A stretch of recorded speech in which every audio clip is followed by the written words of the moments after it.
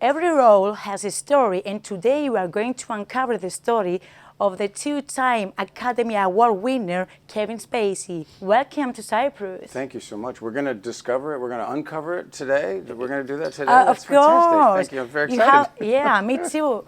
I'm really excited to get to know more about you. We know a lot of things, but who are you when the lights go out? Oh, I am a remarkably fortunate young man from a place called South Orange, New Jersey, who came from a pretty normal middle-class background, and I believe became blessed by teachers and mentors who, when I was very young, saw something in me that I didn't even see, and encouraged me to go into drama and to take a drama class. And it was in that experience, when I was in junior high school, when I first found myself on a stage in front of my fellow students, and I had to do a sort of a jokey kind of thing that involved music, and I got laughs. That was the greatest sound I ever heard. Yeah. In the 70s, you wanted to become a comedian, stand-up comedian, and you went to a show for audition. It was, I think, the Gordon Show. The Gong Show. Yeah, it's true. I auditioned for the Gong Show, and I didn't get on. My friend in high school, Mary Winningham, who I went to high school with, is a wonderful actress, has gone on and had a remarkable career. She auditioned and got on the Gong Show and won. Wow. I was very upset. But now you're not, because you are here in Cyprus. You are going to perform in your own show, songs and stories. That's right. That's right. I'm very excited to be in Cyprus. It's my first visit, and so far everyone has been very welcoming, and we're excited. I'm really thrilled that I have you in front of me, and I can ask you a lot of questions. Let me know about what is about this event, I mean, with the jazz band and the storytelling. Well, you know, maybe people might know me more as an actor, and so they're not familiar that I've been singing my whole life. When I was way back in high school, I did a lot of musicals. I've always loved singing. And over the years, I've just become more excited and comfortable about telling stories through music. I did a film a number of years ago called Beyond the Sea, which I sang all the songs on the soundtrack in that film. It was about Bobby Darin. And I sort of grew up being introduced to great artists like Tony Bennett and Sammy Davis Jr. and Ella Fitzgerald and Sinatra. And it's for me, the last sort of 8 years, I've been thinking a lot about experiences I've had in my life, the people who've influenced my life, the generosity that I feel toward those individuals. And so it just seemed like a perfect opportunity to bring together both songs and stories of my own experience. So we're thrilled to blast off here in Cyprus. And we are also thrilled that we have you here in Cyprus, in our island, the island of Aphrodite, of course. You know, yesterday I read online in the Times of Israel that you are going to perform there, and you chose over Greece. Well, I would say, first of all, that we were just presented with what we felt were impossible demands and requests that we cancel our trip to Israel. And so instead, we decided that we wouldn't play in Greece. But I hope someday that they'll be willing to not punish performers and punish audiences because of politics. Yeah, that's the problem. That's why I was about to ask you, don't you worry about the backlash? No. First of all, I don't know what backlash you're talking about. The people of Israel are extraordinary, and I'm remarkably excited to come and perform for them. That's really amazing. Now, I want you to ask you basically about the roles that you have done in the past, and how do you choose them? Oh, it's a good question. You know, very often I think maybe people have a notion that, you know, we have 12 scripts that are put in front of us and we go, that's the one I want to do. It doesn't work like that. The way that it works are, first of all, you have to be offered a role. So there are many, many, many roles that I might have loved to have played, but I didn't get offered. And then you have to be available to do the role. So there's not so much a sort of calculated what role is right for me at this time. There are, over periods of time, I think I've been incredibly fortunate to work pretty consistently. And I think only in the past and looking back can people see patterns or say, oh, well, see, that's why you did that, and then you did that because of that. But frankly, you know, I've never really had that kind of design. I've been so fortunate that when a director has decided they want to talk to me about a movie, I've been available to do it, or a play, or even, you know, singing a song and getting up and doing an evening like this. So I've been very blessed to be able to play lots of characters that I am so deeply grateful to audiences for remembering the characters that I've played. And actually, when they say a character's name to me, I'm so moved by that person became a real person to them, and they talk about that character rather than me as the actor. And I think that for me is makes me feel like I've done my job. And you did a great job, obviously, because also you had the mentor, the one and only Jack Lemmon, who once told you to not forget to bring down the elevator for other people. That's absolutely correct. Jack Lemmon had a saying, and he used to say it all the time, which is that if you've done well in the business that you wanted to do well in, then it is your obligation to spend a good portion of your time sending the elevator back down to those who were just starting out. And the reason that philosophy had an impact on me is because I am a product of that, because I met Jack Lemmon when I was 13 years old. Yeah. And he encouraged me to go to New York and to study and just to spend my life being an actor. So he was a mentor to me, and so like a movie that I had something to do with called Pay It Forward, that's what we should do with ideas like that, is we should keep paying them forward. Yeah.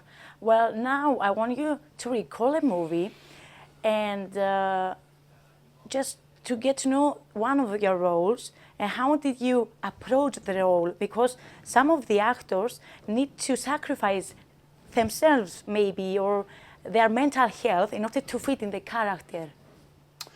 I'm not one of those. I have always enjoyed the idea and the knowledge that I'm performing. And when I hang the costume up at the end of the day, that I become myself. There are sometimes when you have to live with a certain mood or attitude or emotion over a couple of days if you're doing a scene that takes a couple of days to shoot. But I'm not I'm not a method actor, and I enjoy making people laugh and having a good time on a set, no matter what I'm being asked to do in terms of a character. Can you recall a backstage moment from Seven with Brad Pitt? Well, first of all, you should know that when I auditioned for that movie, I didn't get the part. Someone else was cast, and they started shooting with that actor. I don't know who that actor was, but then about a month and a half after I'd auditioned, I got a phone call, and Mr. Fincher had not continued with that actor, and I was asked if I could get on a plane in a couple of days and come and start shooting. So I had no time to prepare for that movie, but I will say this, I had such a really genuine, very dedicated relationship with both Morgan Freeman and Brad Pitt and of course David Fincher in creating and developing the relationships that we had in that film, that I had an incredible time making that movie, and they were so welcoming to me, particularly because I came in so late. That's amazing. Mr. Spacey, I want now Please call me Kevin. Kevin, okay, yeah. Of course. If you allow me, of course. Yes, please. Yeah. Kevin, I would like for you to comment on a recent, statement that Denzel Washington told about the night that you won for, the best actor for American Beauty in the Millennium, of course. He recalled that moment, and he told in the article that when they announced your name that you won, everybody was looking at him instead of you, but he was the one, he was looking at you. Do you recall anything from that night? What is your comment about the statement that Denzel Washington told about that night? Well, I don't know exactly what he said, but I can only say that I think Denzel Washington is one of the great actors that we have been blessed to have. I'm delighted that he has been awarded as many times as he had. He got the AFI Lifetime Achievement Award. And I got to say, Denzel's. I think he's a good man. I think he's always looking to do good and to help and to advance. And he said some things in the last number of years that I think are really powerful and really important. I mean, he's the person who said, if you get knocked down 7 times, get up 8. He believes in redemption. He believes in people getting a second chance in life, and that kind of generosity, I think, is displayed in many of the things that he does and says. Do you believe in second chances? Oh gosh, yes. I think we all do. I mean, if you think about it, and you just think about the theme of second chances, we all love movies, right? And we can probably cite movie after movie after movie after movie that is about redemption, about someone discovering something about themselves, about they did something that they regret and they want to change and they want to move forward. And we whether it's Shawshank Redemption or Resilience, exactly. I think that this is something that we as audiences believe in and support. And so I think that second chances and redemption are a part of our psyche as human beings and part of what we give each other that makes us unique and quite special. Not talking about second chances, I would like to ask you, about the allegations back in 2017. You are not guilty, of course, and a lot of people turned their back to you. Well, I would first want to make sure that you were not exaggerating. There are some people, many of them executives, who had business reasons to make decisions that they made. And I think sometimes we have to recognize and seek to understand that people will sometimes say things and do things and make decisions based on what they think they know at the time. But over time, and certainly as I've had the opportunity with a remarkable team, and in particular my manager and best friend, Evan Lowenstein, who has guided me through some very difficult times, we have managed to not spend our time trying to defend in the court of public opinion, but we have defended in courts of law. And we have been found not guilty, and we have been found innocent by juries who listened, paid attention to the facts, and reached the conclusion with that knowledge that I was not guilty of what I was accused of. That to me it's in my rearview mirror. It was exactly the same day as your birthday, 26th of July, 2023. The London jury found you not guilty. And I think that was the best, gift that you have ever received. I'm absolutely convinced that my mother had something to do with that. So thanks, Mom. Yeah. It was the best gift that you have ever received. No, it's not the best gift I've received, but it was certainly a good one. Yeah. Which one it was the best? Well, I think that there are things that are more personal to me than being found innocent in a courtroom. It was a long trial. It was 17 days. It was not pleasant. It was expensive.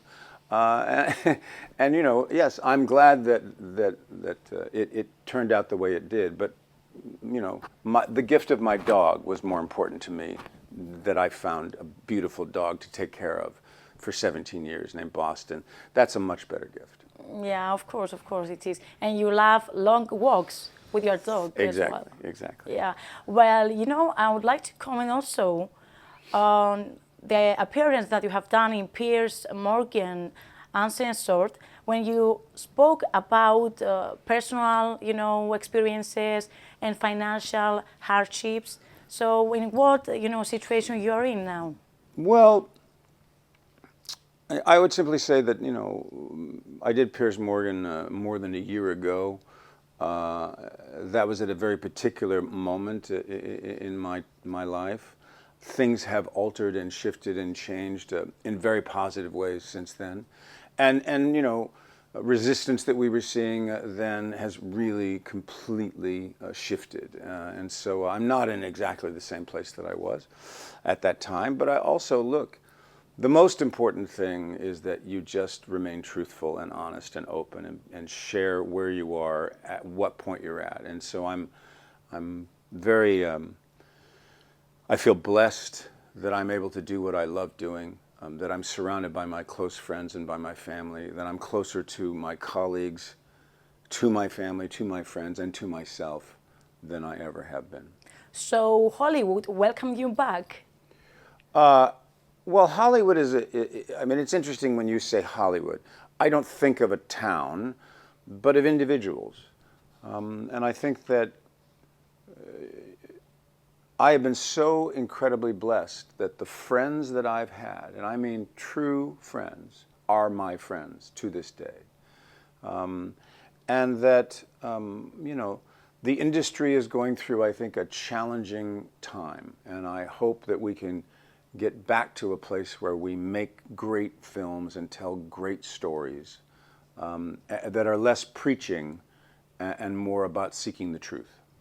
Kevin, I would like to ask you, of course, and recall the day that the director of House of Cards told you that you are no longer going to be here.